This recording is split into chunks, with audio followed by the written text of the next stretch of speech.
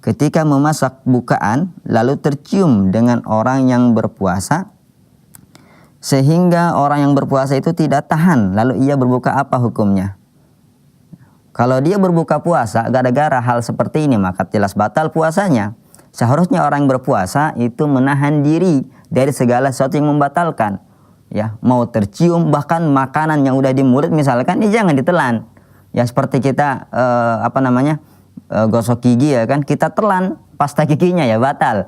Ya, seharusnya kita menahan diri, jangan sampai masuk ke tenggorokan perkara-perkara tersebut. Apalagi cuma tercium. Seharusnya dia jaga dirinya, jaga hawa nafsunya, jangan sampai ya melakukan hal-hal yang membatalkan puasa. Tercium akhirnya makan, ya kan? Berkumur-kumur akhirnya dia minum dengan sengaja. Ini jelas membatalkan puasa. Tidak boleh orang ya melakukan buka puasa di tengah ya di siang hari Ramadan.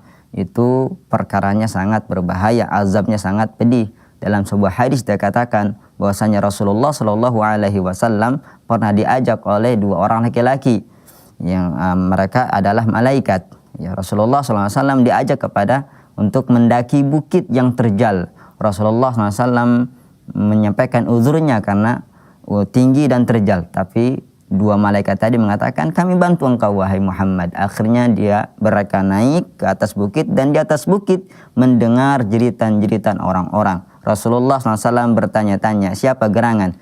Malaikat-malaikat itu menjawab, ya haula'il qaum alladzina yuftirun qabla an tahilla qabla an tahilla siyamihim. Bahwasanya mereka adalah kaum-kaum yang berbuka sebelum waktu buka puasa. Bagaimana gambarannya yang Rasulullah lihat? Mereka itu dibalik ya, kaki di atas, kemudian kepala di bawah, kemudian robek mulutnya, kebercucuran darah darinya. Itu merupakan gambaran orang-orang yang berbuka puasa ya, tidak tahan, akhirnya berbuka puasa di tengah-tengah puasa dia sebelum masuk waktu berbuka. Oleh karenanya jagalah puasa kita, jangan sampai kita merasakan azab pedih ya yang digambarkan oleh Rasulullah Shallallahu Alaihi Wasallam dalam hadis tersebut. Mudah-mudahan Allah Subhanahu Wa Taala berikan kita keteguhan dalam ketaatan kepada Allah Subhanahu Wa Taala.